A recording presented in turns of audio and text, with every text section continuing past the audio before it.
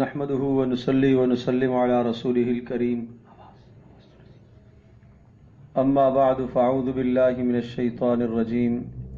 بسم الله الرحمن الرحيم وأن ليس للإنسان إلا ما سعى وأن سعيه سوف يرى ثم يجزاه الجزاء الأوفى وقال رسول الله صلى الله تعالى عليه وسلم من حسن اسلام المرء تركه ما لا يعنيه او كما قال عليه الصلاة والسلام رب اشرح لي صدري ويسر لي امري واحلل عقدة من لساني يفقهوا قولي اللهم صل على محمد وعلى آل محمد كما صليت على ابراهيم وعلى آل ابراهيم انك حميد مجيد اللهم بارك على محمد وعلى آل محمد كما باركت على ابراہیم وعلى آل ابراہیم انک حمید مجید۔ نبی اکرم صلی اللہ تعالی علیہ وسلم نے ہمیں ایک کامل، مکمل، اکمل دین عطا فرمایا ہے۔ اس دین میں زندگی کا ہر طریقہ اور زندگی گزارنے کا ہر سلیقہ بہترین اور احسن انداز میں موجود ہے۔ اس مبارک دین میں خوشی منانے کے طریقے بھی ذکر ہیں اور غمی کا اظہار کرنے کے اسلوب اور طریقے بھی بتائے گئے ہیں۔ حضرت صلی اللہ تعالی علیہ وسلم کا بتایا ہوا، نبی پاک صلی اللہ تعالی علیہ وسلم کا لایا ہوا وہ عظیم و شان دین ہے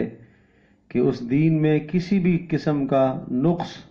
کسی بھی قسم کی کمی نہیں ہے۔ اللہ تبارک تعالی نے اس دین کو ایمان والوں کے لیے پسند فرمایا۔ الیوم اکملت لکم دینکم واتممت علیکم نعمتی ورضیت لکم الاسلام دینا۔ اللہ نے ارشاد فرمایا کہ آج میں نے اپنی نعمتوں کو تمہارے اوپر مکمل کر لیا اور دین بھی تمہارا ہم نے مکمل کر لیا اور میں تمہارے لیے دین اسلام کو پسند کرتا ہوں۔ اب اس کے بعد کسی بھی قسم کی کوئی گنجائش نہیں رہتی کہ آدمی اس دین کے اندر کسی ایسی بات کو داخل کرے جو رسول اکرم صلی اللہ تعالی علیہ وسلم نے نہ فرمائی ہو، نہ بتائی ہو، حضرت صلی اللہ تعالی علیہ وسلم نے وہ عمل نہ کیا ہو۔ اس وقت ہمیں یہ دیکھنا ہے کہ جب نیا سال شروع ہوتا ہے تو اس موقع پر کیا کوئی عمل رسول پاک صلی اللہ تعالی علیہ وسلم سے ثابت ہے؟ کیا حضرت صلی اللہ تعالی علیہ وسلم نے کوئی جشن منایا یا صحابہ کرام رضی اللہ عنہم اجمعین نے آپس میں ایک دوسرے کو نئے سال کی آمد کی کوئی مبارکباد دی ہے، یا تابعین یا تبع تابعین نے اس رسم کو منایا ہو؟ وہ زمانے جن زمانوں کے متعلق حضرت صلی اللہ تعالی علیہ وسلم نے بہتری کی شہادت اور گواہی دی ہے، کیا ان زمانوں میں کسی مسلمان نے، کسی مسلمان رہبر اور رہنما نے امت کو کسی ایسے حکم کی طرف متوجہ فرمایا ہو؟ یقیناً جواب نفی میں آتا ہے کہ نہ تو نئے سال کے شروع ہونے پر نبی پاک صلی اللہ تعالی علیہ وسلم نے کوئی کسی بات کا حکم دیا، نہ آپ نے کوئی جشن منایا، نہ آپ نے کوئی مبارکباد دی، نہ صحابہ کرام رضی اللہ عنہم اجمعین نے دی، نہ تابعین نے، نہ تبع تابعین نے۔ اب سوچنا یہ ہے کہ یہ آخر رسم کہاں سے ایجاد ہوئی ہے؟ کون سی قوم نئے سال پر جشن مناتی ہے اور کیوں مناتی ہے؟ مسلمانوں کو اس وقت کیا رویہ اختیار کرنا چاہیے؟ تو یہ بات ذہن نشین فرما لیں کہ نئے سال کا جشن یہ عیسائیوں کی ایجاد کی ہوئی رسم ہے۔ قدیم زمانے میں عیسائیوں کے یہاں یہ روایت چلی آ رہی ہے کہ حضرت عیسیٰ علیہ السلام کی پیدائش ان کے نظریے اور عقیدے کے مطابق 25 دسمبر کو ہے، اور 25 دسمبر کو حضرت عیسیٰ علیہ السلام کی پیدائش پر وہ خوشی کا اظہار کرتے ہیں، اور جب وہ خوشی کا اظہار کرتے ہیں تو اس خوشی کو وہ برقرار رکھتے ہوئے اسی کیفیت کو، اسی خوشی کو یا اسی رونق کو وہ سال کے آخر تک، اختتام تک لے جاتے ہیں، اور نئے سال کا جب آغاز ہوتا ہے تو پھر نئے سال کو بھی اسی خوشی کے ساتھ اس کا اظہار کرتے ہیں، اور 21 دسمبر کی رات کو 12 بجے تک انتظار کیا جاتا تھا، اور 12 بجتے ہی ایک دوسرے کو مبارکبادی دینا شروع کر دیتے تھے، اور اسی طرح سے مسلمانوں میں بھی آہستہ آہستہ یہ رسم سرایت کر گئی۔ اصل اس کا آغاز عیسائیوں سے ہوا، اور عرض کیا کہ وہ 25 دسمبر کو حضرت عیسیٰ علیہ السلام کی پیدائش کا دن ان کے نظریے اور عقیدے کے مطابق ہے۔ اس کی خوشی کو آگے بڑھاتے ہوئے یہ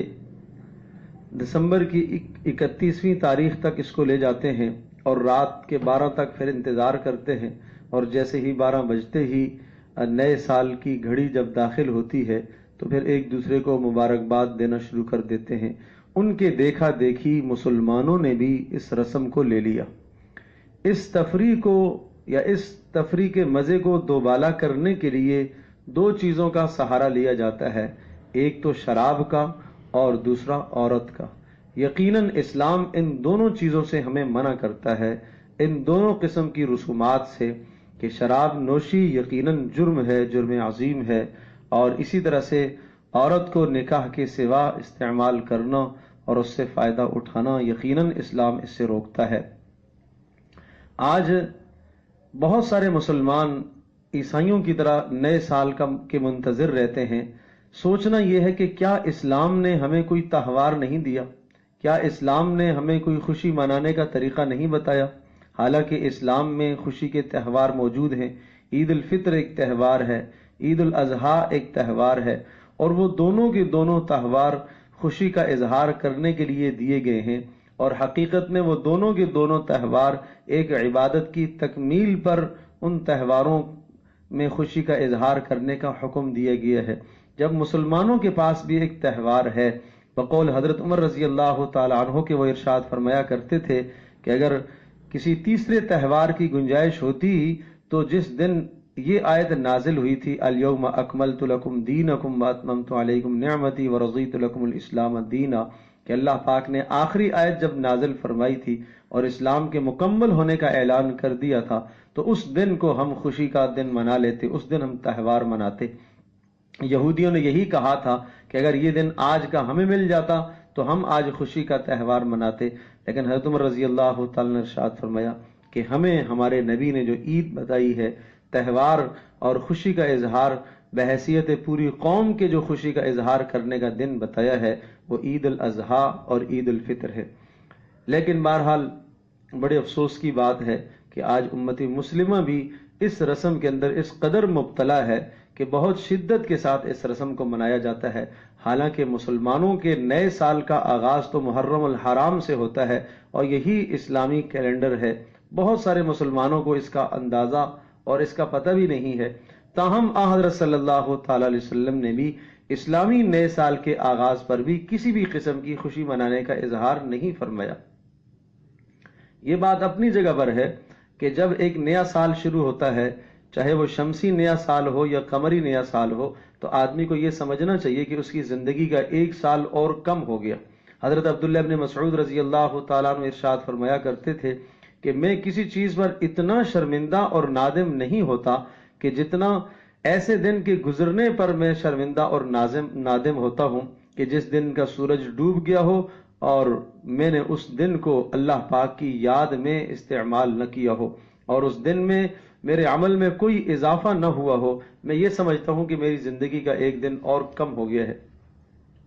حضرت حسن بصری رحمۃ اللہ علیہ ارشاد فرمایا کرتے تھے کہ اے انسان، تو ایام اور دنوں کا مجموعہ ہے، جب ایک دن گزر گیا تو یوں سمجھ لو کہ اب ایک حصہ تیری زندگی کا اور کم ہو گیا ہے۔ یہ اللہ تبارک تعالیٰ کی طرف سے جو عطا کی ہوئی آپ کو زندگی ہے، وہ بہت مختصر زندگی ہے، اور ہر آنے والی گھڑی اس زندگی کو گھٹا رہی ہے۔ حضرت علی رضی اللہ تعالیٰ عنہ ارشاد فرمایا کرتے تھے کہ یہ دن تمہاری زندگی کے صحیفے ہیں، اچھے اعمال سے ان کو بھر لو۔ یہ تمہاری زندگی کے صحیفے ہیں، اچھے اعمال سے ان کو بھر لو۔ حضرت صلی اللہ تعالی وسلم کا ارشاد گرامی ہے، من حسن اسلام المرء ترکہ ما لا یعنیہ، کہ آدمی کے اسلام کی سب سے بڑی خوبی یہ ہے کہ وہ فضولیات اور لغویات کو چھوڑ دے۔ تو نیا سال جب شروع ہوتا ہے تو نئے سال کے آغاز پر ایک دوسرے کو مبارکبادی دینا اور خوشی کا اظہار کرنا،